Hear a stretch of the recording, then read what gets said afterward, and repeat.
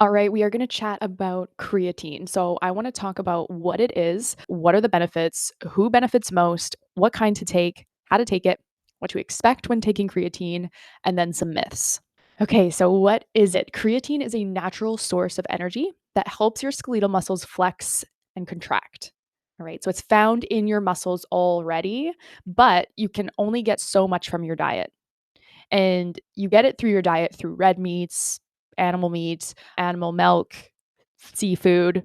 And about half of your body's supply comes from that diet, and your body produces the other half naturally in your liver, in your kidneys, and in your pancreas. This then gets shuttled out to your skeletal muscles. 95% of it, I should say, gets shuttled out to your skeletal muscles. And the other little bit is going to go towards your heart, your brain, and some other tissues. So, what are the benefits? The biggest one, the main benefit, is it increases energy availability during high intensity activity, which basically means that we are able to perform at a higher intensity per set and per session. So, over time, this is going to lead to faster strength and lean muscle gains. It's going to mean better training quality during fatigue or sleep loss. And it also has some support in improving cognitive and brain health. Now, I want to set expectations for this slightly because this is something that's getting thrown around a lot now that creatine is becoming more popular. It is very slight and it is mostly in elderly or people who eat a vegetarian diet because their baseline is already a little bit lower. For healthy adults, don't expect big brain gains. If there's an improvement, it's going to be super small. It's going to be task dependent. It may aid in recovery from hard training sessions by slightly reducing muscle damage markers and helping strength rebound a little bit faster. So, the number one benefit is definitely improved strength and lean mass gains over a longer period of time through the increased energy availability that we get from taking it.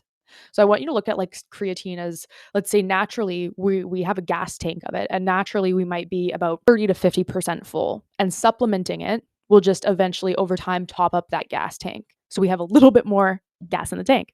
But it takes some time to get there, which we'll get into later. First, I want to talk about who benefits the most, which I already touched on. So we've got people who are lifting weights because they're going to get the biggest benefit is through the improved or increased energy availability, right? So people who lift weights, anyone chasing performance in short bursts like sprints or basketball, like any sort of sport, vegetarians, I already mentioned, or plant-based eaters, low meat eaters, they're going to notice the boost more because the baseline muscle creatine stores are usually lower. Peri and post-menopause women, because hormonal shifts can make it harder to build or maintain muscle and power. And this may also be when some of those promising cognitive benefits could come in handy too, because brain fog is a common symptom during this time of life. All right, what kind of creatine? You've probably heard of a few of them. I only want you to remember one name, and it is creatine monohydrate. Unflavored powder works just as good as anything else, and you actually know what you're getting. Many gummies have been tested and don't even have creatine in them. So there's a lot of fancy versions out there, like those gummies that just add cost without better results. So if you prefer the taste, that's one thing, but don't listen to any promises in marketing or the pink label that's being slapped to the front of that tub saying it's marketed specifically towards women. It all works the same. Buy from a reputable brand. I use the brand's Allmax, which I just get off Amazon because it's cheap. And I also use Legion because this is a well known industry trusted source for good quality supplements. This is where I get my protein powder. I like their creatine post workout mixed drink. So I do use this, but I alternate it because, like I mentioned before, it is one of those fancier ones that's not absolutely necessary. And with that comes to be a little bit more expensive. But I actually do have a code for Legion. If you ever want to try out any of their supplements, you can 50% off using the code Shayna K. And then if you keep using that code when you come back, if you like their products too, you'll always get 20% cash back. So feel free to give it a try. But honestly, I led with the Allmax because that works just as good. What I do is on my non-training days, I use the Allmax. And then on the days that I train, I use the post-workout recovery drink because it's also got some other things in there. How do you take it? So you want about 3 to 5 grams a day. If you're on the smaller size side, lower muscle, you'd maybe have closer to that 3. If you were a little bit bigger or had more muscle mass, definitely take the full 5. There's some people, let's say a 200-pound man who's super muscular, he may even need more than that because as we know, how creatine works is it gets pulled into our muscle mass. So the more muscle mass we have, the more creatine stores we actually have to pull in from. So keep that in mind. Usually about 3 to 5 will cover anybody who's watching this video's bases, and timing doesn't matter. Just take it whenever you remember. And we should all know by now that when you're starting a new habit, the easiest way to keep it going is to make it very obvious. Keep it in plain sight. Mine sits on the kitchen counter, or try habit stacking. If you already have a glass of water first thing in the morning, throw it in there. But you may want to eat shortly after this because for some people, myself included, creatine can kind of make our stomachs a little bit sensitive. So I like to take it with a meal. This actually may be a good time to point out that when you first start supplementing creatine, you might notice some GI issues, but this shouldn't last long as your stomach adapts. It clears up quite quickly. And for me, it's never came back. So lastly, make sure that you stay hydrated. Like I mentioned, creatine pulls water into your muscles, right? That's how it works. So let's be sure to keep up with that water. What to expect? This is important because, first and foremost, it's not magic. You do not have to take it.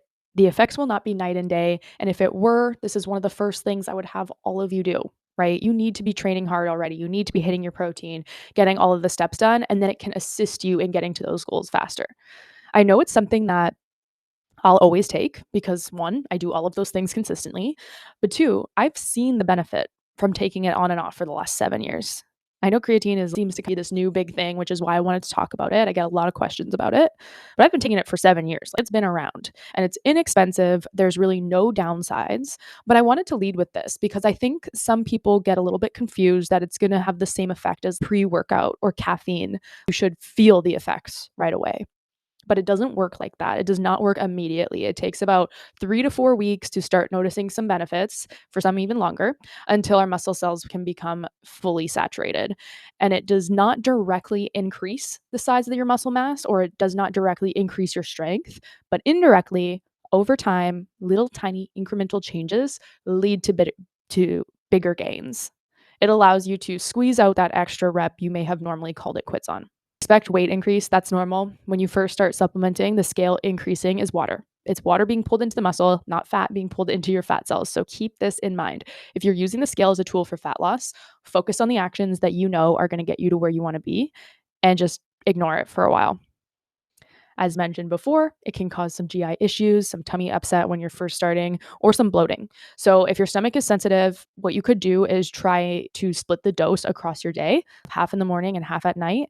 Make sure you take it with food, make sure you take it with water, and wait an hour before or after drinking caffeine. Next, we're going to get into some myths. So, myths that you may have heard. First, like I said, I've been taking it for 7 years. It's safe long term at recommended doses. You don't have to cycle though. A lot of times, the reason that I've come off of it is because I've had long travel. I've gone to Australia for a month and I don't want to pack creatine when I'm backpacking, right? For short travel though, I will actually bring it into a small Tupperware. And yes, that looks very sketchy going through security on those trips. No issues yet. But if you come off it again for a while, you will lose that saturation over time and you'll have to be patient and build it back up to get the benefits again.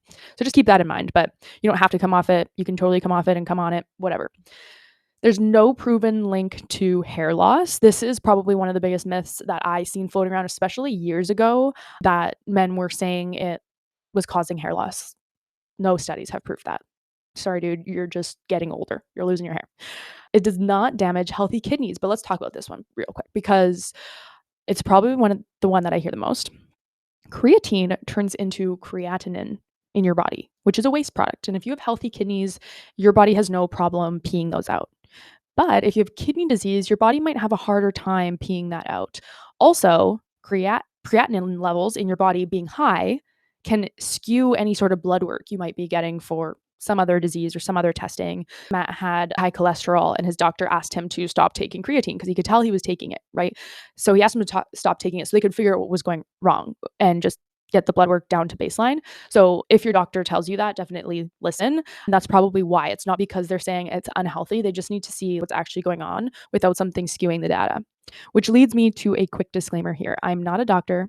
if you have any of the following: kidney disease, diabetes, liver disease, honestly, any disease, just ask your doctor first. If you're pregnant, if you're breastfeeding, ask your doctor. If you take prescription meds that affect your kidneys or fluid balance, ask your doctor. And then I had a few questions come through, and I'll get into the Alzheimer's question that Stevie had asked too in the original live. So one of the questions was, what do I do if I miss a day? Personally, I just keep going. Put a reminder in place, make sure it's on the counter for the next day, set an alarm, make it easy and obvious so that I'm going to see it. And normally I don't miss more than one day in a row. Just like it takes time to get saturated, you're not just going to lose that all of a sudden by missing a day, right? But alternatively, you can just double up your dose too. Again, if you have a sensitive stomach, be careful with that one, but it's definitely fine to do that. Because that leads me to my next question, which is, should I load creatine? So instead of the method that I mentioned, with is just take 3 to 5 grams, wait 3 to 4 weeks, and eventually you'll feel the benefits. Some people will load it with like 20 grams a day, and they might reach that saturation in a week. So what, 2 weeks earlier, but their stomachs will not feel good. I know that for most people that would not work. It will make for a really upset stomach. So I would just say go with the method that I said. I've never loaded creatine and I don't recommend it. The other question was, can I take it while pregnant? Honestly, there are studies with pregnancy. Some show that it's safe, some inconclusive. There's not many studies with breastfeeding. Same thing. There's not many studies at all that show the risk with that. But let's think about what we talked about with kidneys. Or developing baby doesn't have the kidneys yet. And that creatine is going to be like transferred through the placenta, however you say that.